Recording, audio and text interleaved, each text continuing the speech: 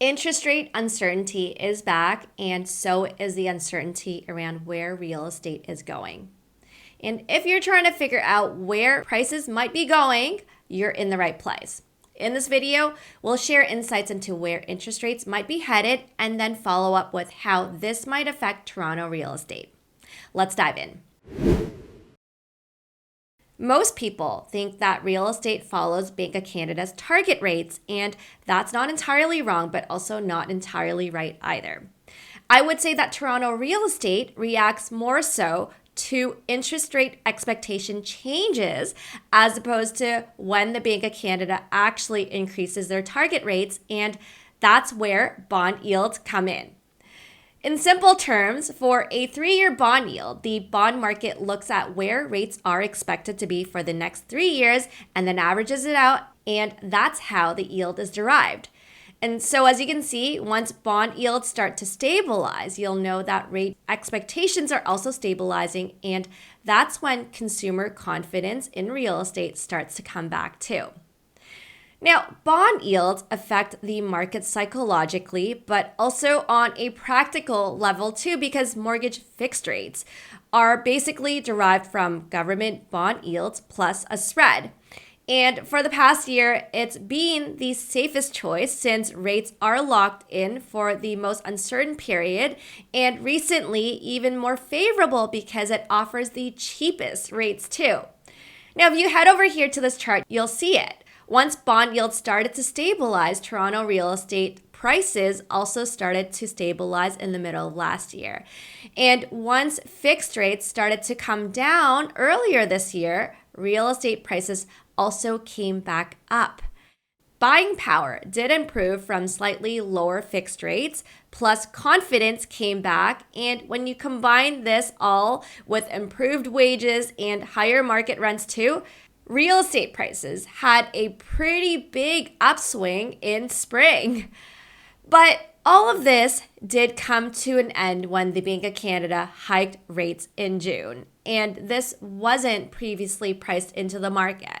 Now, the Bank of Canada is also hinting at more rate hikes, and the Fed is hinting at the same, and even announced that rate cuts are probably going to be a couple years out. Now, take a look at this chart comparing bank forecasts from April to June of this year. And as you can see, economists are now readjusting interest rate expectations upwards, and you can clearly see the shift to higher expected rates and a higher period of time with higher rates too. The impact of this is that bond yields are going up again, bringing fixed rates higher along with it.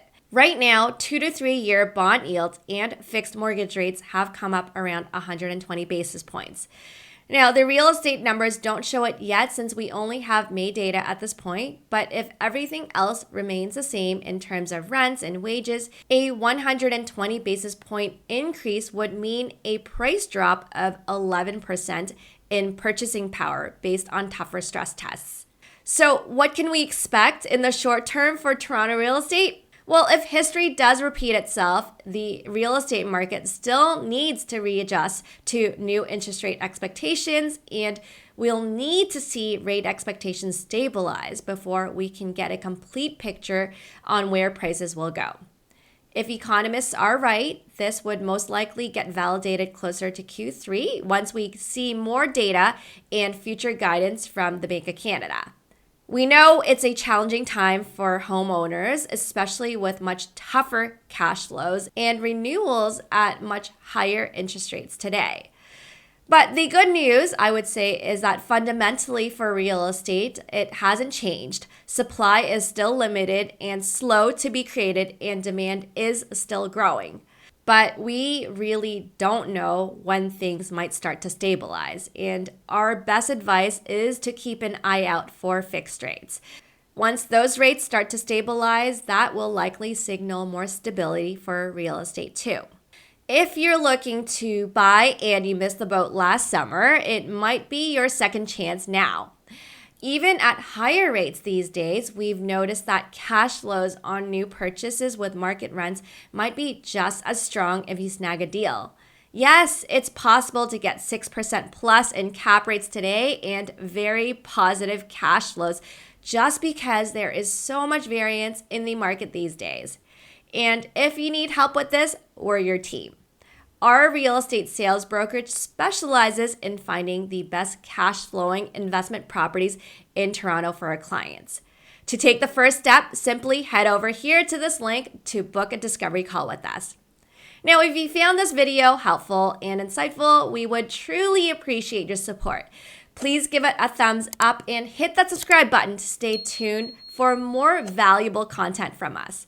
Our channel is dedicated to real estate investing in Toronto, covering a wide range of topics, including market trends, housing policies, interest rates, and the best investment strategies.